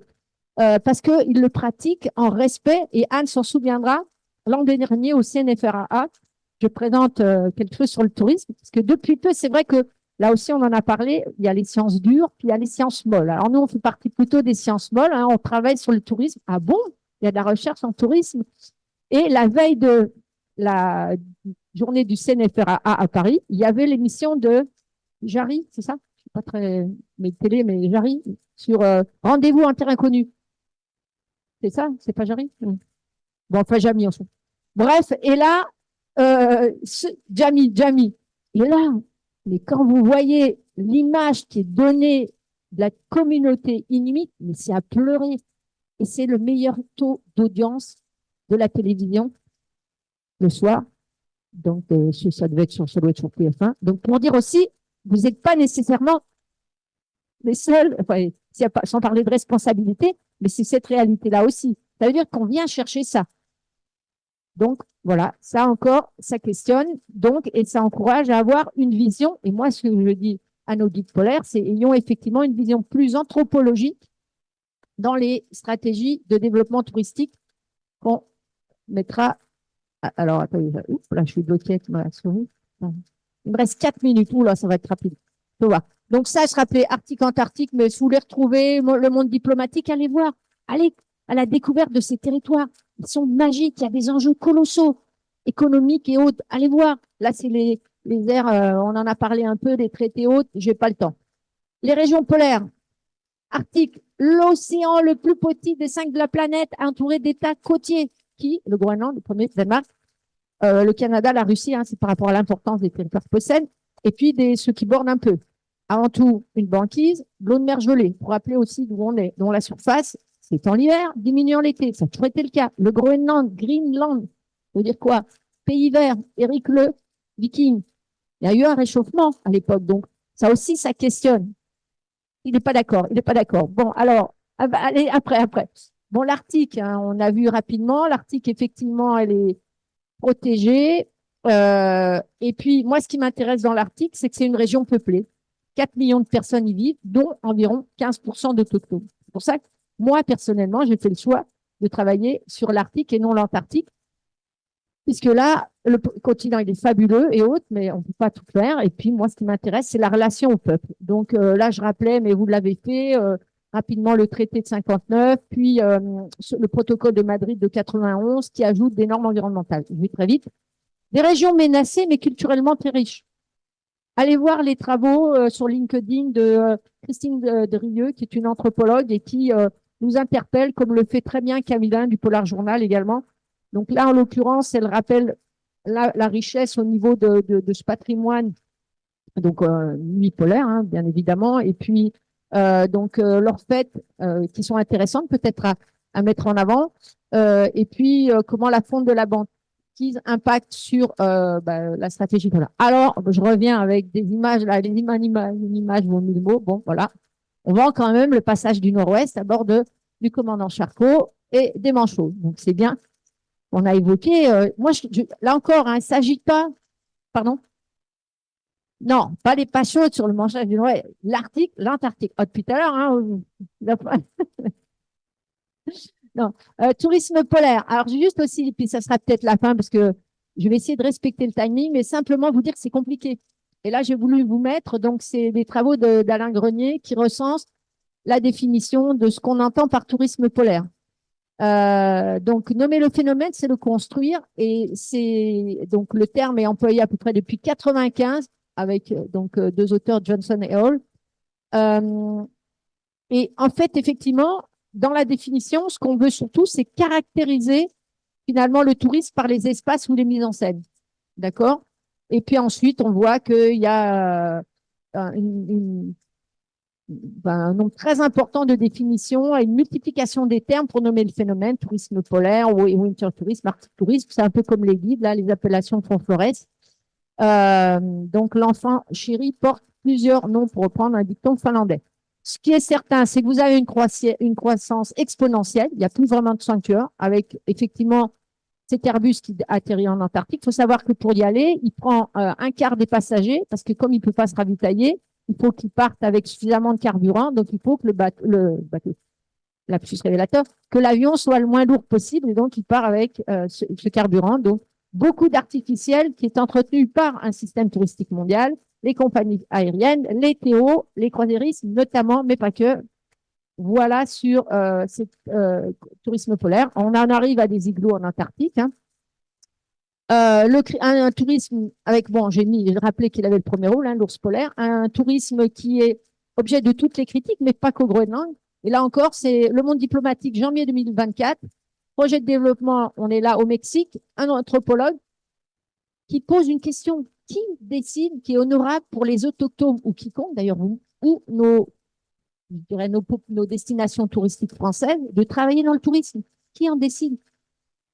Simplement, le tourisme communautaire, c'est quoi? C'est une solution de rechange qui est durablement et socialement responsable face au tourisme de masse. J'allais sur l'avenir de la montagne en Europe, c'est la même chose. Hein. C'est pas juste au Groenland. On est exactement sur les mêmes problématiques avec, en ce moment, vers où on va dans les stations de montagne.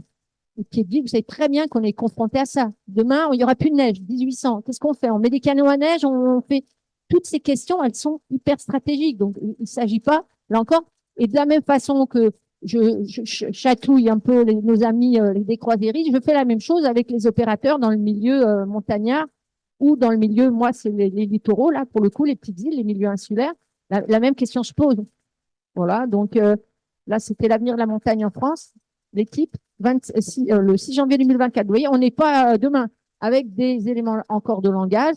Là, on vous parle de mobilité douce, de compensation, surfréquentation, décarbonation, greenwashing, etc., etc. Et quand même, le Sénat qui nous rappelle, la compensation écologique représente fondamentalement un compromis permettant de porter ponctuellement atteinte à la biodiversité afin de réaliser des projets d'aménagement.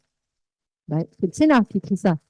Donc juste, peut-être finir là-dessus, la démocratisation à l'échelle mondiale ne peut advenir en étant supportable climatiquement qu'à la condition que la minorité qui voyage beaucoup change de mentalité. Et je n'irai pas plus loin parce qu'après, j'étais sur les guides, mais là, je ne vais pas me faire des amis. Donc, j'en arrête là, sauf s'il y a des questions. Voilà. Ça, c'était sur les éléments de langage avec un témoignage de la chef d'expédition de la Compagnie du Ponant. Parce que moi, ce que je vous encourage à faire, c'est regarder, ouvrez, soyez, exercez votre esprit critique. Vous voyez, il y a des choses qui vont, à un moment, tranquillement monter à l'esprit. Voilà. Juste un commentaire, par exemple, sur le. J'aurais envie d'en faire plus, mais on va pas en faire. Mais juste un truc, tu reviens là sur la calotte polaire avec l'Airbus.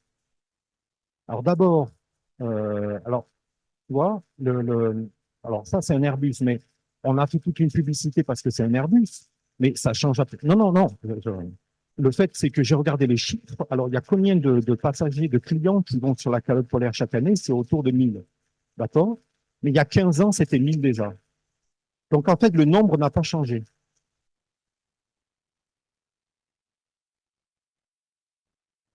Mais, et je veux finir sur un autre truc, justement, c'est que là, on est en train de parler de tourisme, mais je veux dire, en Antarctique, là, par exemple, ces gens-là, alors moi, j'y suis allé là, pour une expédition avec un Ilyushin, etc. On a dormi sous la tente, blablabla. Là, maintenant, il y a un camp là, qui est avec un camp avec les igloos semi qu'on peut enlever. Mais on se dit, c'est pas possible, on peut dire ça. Mais là, on se tourne vers le traité. C'est-à-dire que le traité a fait une mesure, pas une mesure, une résolution en disant, parce qu'il y a des gens qui pensent qu'on pourrait, par exemple, faire un hôtel. Pourquoi est-ce qu'on ne ferait pas un hôtel en Antarctique dédié? Non, non, non, non, les igloos, tu peux les démonter. Un igloo, tu peux les démonter. Par contre, pourquoi est-ce qu'on ne pourrait pas faire un hôtel? Moi, je trouve ça une idée non acceptable. Mais là, il faut se tourner vers le traité. Et le traité a fait uniquement, l'année dernière, a fait une résolution en disant aux partis, n'autorisez pas ça. Mais il pourrait faire une mesure contraignante interdisant ça, par exemple. Alors, dans ce cas-là, je vais juste répondre à ça. Dans ce cas-là, parce que là, je participe aux négociations. Et ça fait des années qu'on est en train de rechercher une mesure interdisant des hôtels. Moi, je suis parfaitement opposée à l'idée que l'on ait des hôtels. Il ne faut pas oublier les conditions d'adoption des règles. Non, mais je sais bien. Voilà, c'est que là, actuellement, il faut convaincre 29 États. Et dans ces États-là, vous avez l'Argentine, vous avez le Chili qui ont un besoin économique. Là, c'est sûr que convaincre 29, il suffit qu'un État dise, moi, je ne veux pas, et effectivement, on passe d'une mesure à… Non, mais j'ai fait exprès de faire ce sujet-là parce que je sais ça. Mais je veux dire, toutes ces activités-là, ça dépend aussi pas forcément de l'opérateur touristique. Il y a aussi des autorités. Et comme au Groenland, le Groenland, il est aussi maître du tourisme qu'il veut. Voilà. Pour dire qu'effectivement, il ne faut pas non plus que ceux qui sont, parce que là, on va revenir entre juristes, à la fois sur place sont aussi derrière des organismes qui réglementent. L'IAATO, on sait qui est derrière l'IAATO. Ah bah. Et puis juste 2 photos quand même pour montrer juste le paradoxe. C'est celui-là, celle-là quand même, parce que voilà, juste pour. Et puis je vais juste à la fin du PowerPoint.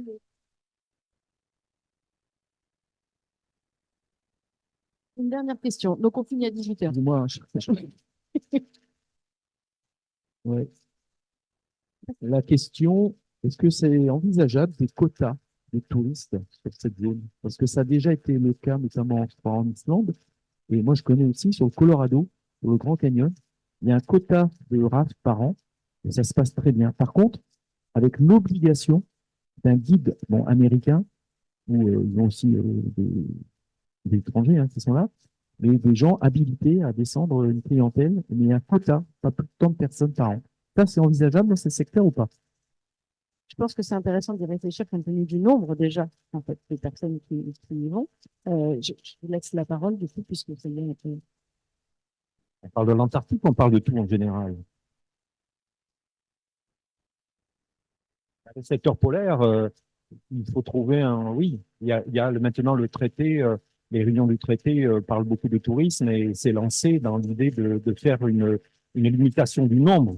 Maintenant, il va falloir trouver la façon de faire ça. Il va falloir que toutes les parties décisionnaires trouvent un accord pour comment gérer le nombre. Donc, et après, pour le Groenland, c'est pareil aussi. Mais mais après, il y a deux tourismes différents. Il y a des tas de touristes différents au Groenland. Il y a les petits bateaux de croisière expédition, il y a les gros bateaux, il y a les gens qui viennent par avion.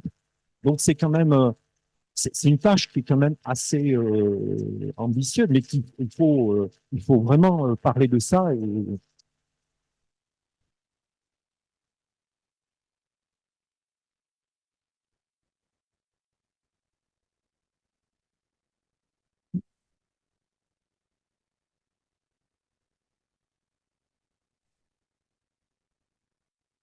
Et sur la notion de quota, bah, le plus difficile, c'est la mise en pratique. On peut avoir la chance d'avoir certains territoires qui sont accessibles que par certains moyens d'acheminement, l'aérien ou le maritime. Et c'est là où il faut qu'il y ait la force du collectif pour avancer sur ces questions-là et voir les territoires de demain par rapport à l'acheminement. C'est là-dessus, je pense qu'il y a la carte à jouer. C'est sur l'acheminement du voyageur. Alors, je conclus en vous demandant ce qu'est une controverse. Vous en avez la définition. C'est un débat argumenté sur le temps long. Et vous voyez qu'on n'en aura pas la réponse aujourd'hui. Mais en tout cas, je vous remercie parce que ce que vous avez pointé du doigt par ces informations et ces interventions complémentaires, c'est qu'il y a parfois une confusion entre le touriste d'un côté et celui qui pratique le touriste et votre métier. Et je crois qu'aujourd'hui, on a réussi à éclairer une partie de ces différences entre ce que le métier de guide polaire peut vouloir dire dans toute sa diversité et dans toutes ses exigences et dans les attentes que vous mettez dans votre métier et la confrontation à ce que des prestataires de tourisme ou bien des touristes ont comme attente et qui vient rendre très complexe cette question. En tout cas, je vous remercie pour vos témoignages. J'avais une dernière demande qui était d'avoir peut-être un de vos meilleurs souvenirs en tant que guide polaire. Je ne sais pas si Yann, tu nous donnes le temps pour qu'il nous, voilà, pour qu'ils nous relatent leurs meilleurs souvenirs pour partir sur quelque chose de moins pointu et le temps de vous préparer vos questions si vous en avez. Je vous remercie.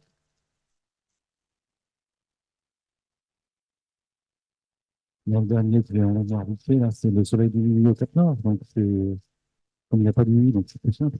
On marche tout le temps. Voilà, ça, c'est un bon souvenir.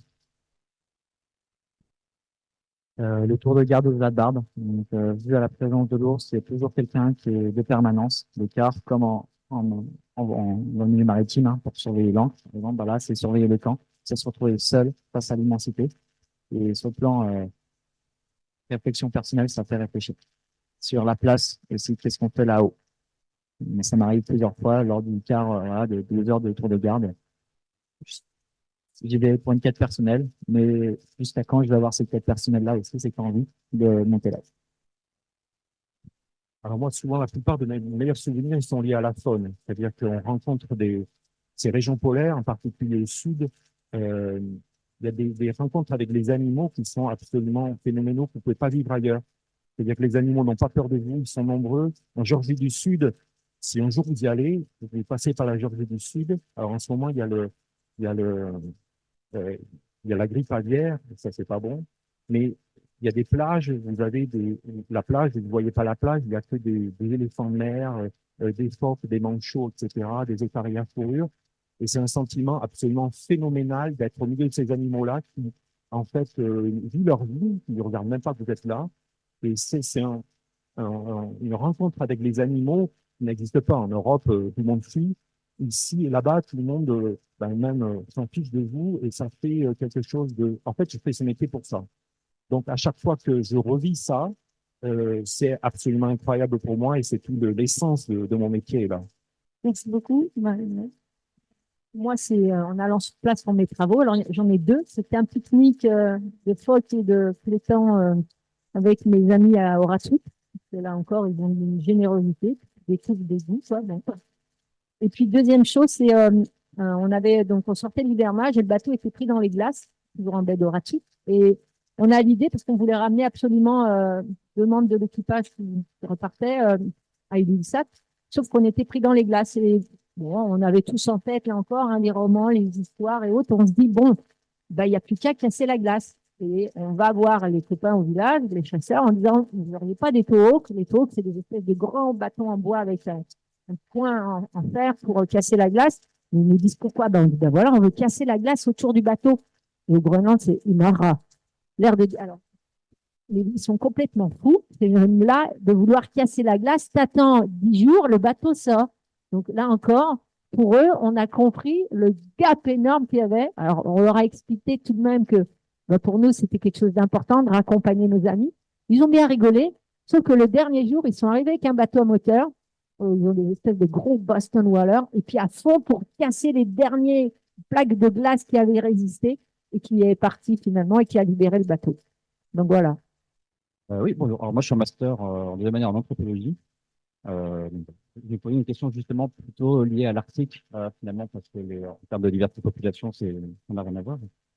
Je voulais justement cette question qui est liée aux imaginaires dont on parlait tout à l'heure. Donc, je pense aussi par exemple, à des travaux qui sont faits au Québec sur les imaginaires du Nord avec Daniel Chartier, qui met vraiment en valeur, par exemple, des productions écrites, poétiques, autochtones, ce genre de choses.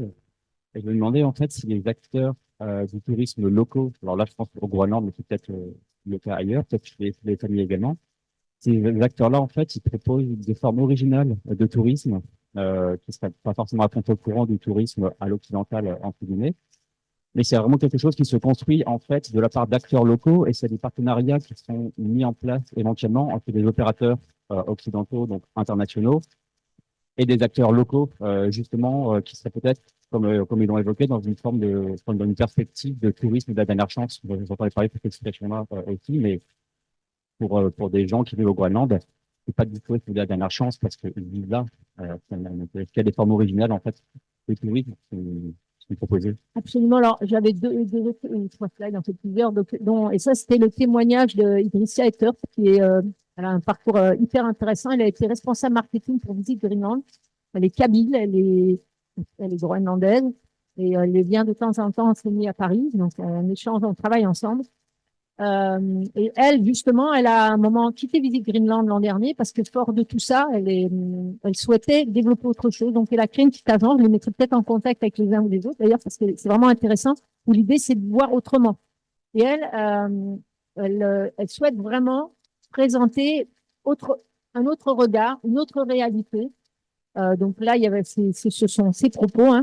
Mes engagements, mettre en avant la nature et la culture groenlandaise avec une connexion profonde à la destination. Donc, on parle les 3 langues. Pour moi, le rôle de guide est de présenter aux clients la réalité du terrain. Le Groenland est un pays moderne, mais tout le monde n'a pas l'eau courante dans les communautés les plus éloignées. Intérêt d'aller au bout du monde pour avoir à quelle questionne la même chose qu'à la maison. Et puis, il y a de la place pour tous. Donc, messieurs, hein, les guides polaires ont une expertise. Les premiers facilitent le contact avec les clients, les rassurent, ce que vous avez très bien dit, représentent donc la destination, facilite le contact avec les habitants. Et effectivement, ce que je dis aussi, c'est d'autant plus important que dans la culture inuite, l'effacement, et ça, moi, j'ai vraiment vécu, c'est de bon ton. Donc, effectivement, si vous, en tant qu'anthropologue, vous devez connaître un petit peu ce qu'est cette réalité-là. Et de fait, ils essayent un autre regard.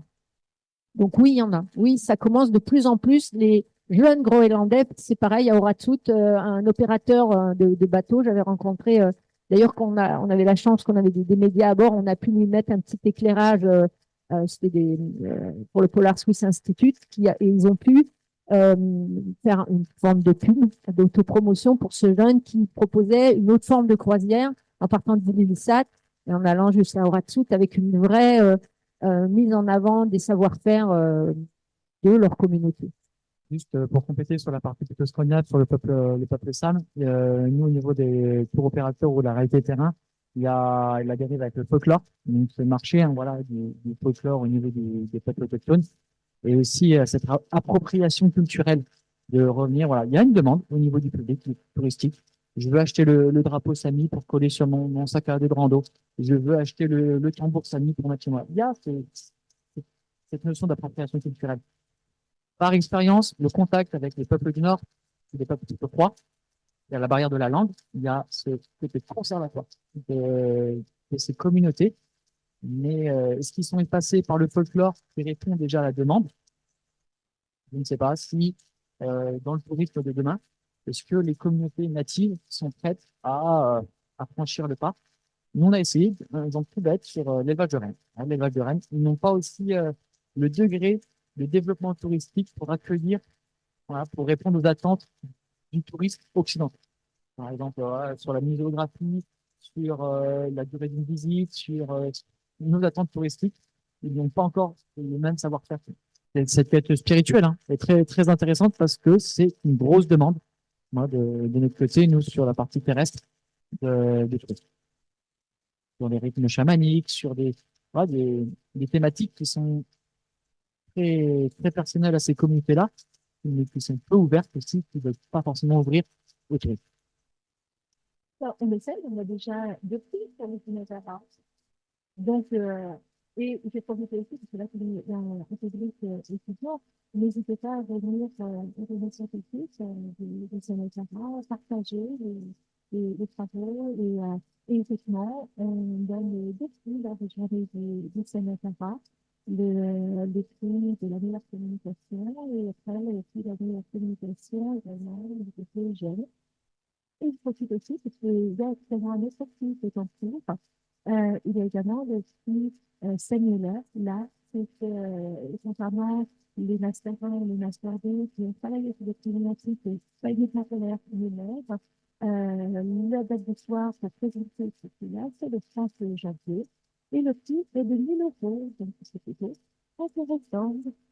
Ouais, je tenais juste à remercier toute l'équipe de la chaire Enjeux polaires de rassembler tous les professionnels de tout domaine pour protéger et valoriser notre savoir-faire polaire français face aussi au savoir-faire polaire scandinave qui sont très présents sur la scène polaire et je pense que faut qu'on arrive à mettre la seconde à ce niveau-là et merci à toutes les équipes.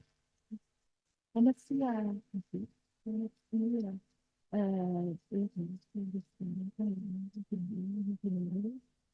merci d'être venu. Nous, on continue à travailler sur les entrepreneurs tout au long de la semaine. Et donc, autre invitation, vendredi matin, donc à partir de 10 heures, il y aura une représentation d'une conférence internationale pour les étudiants qui ont suivi ce module et ça sera dans le document. Puis à côté, c'est la Voilà, merci à tous.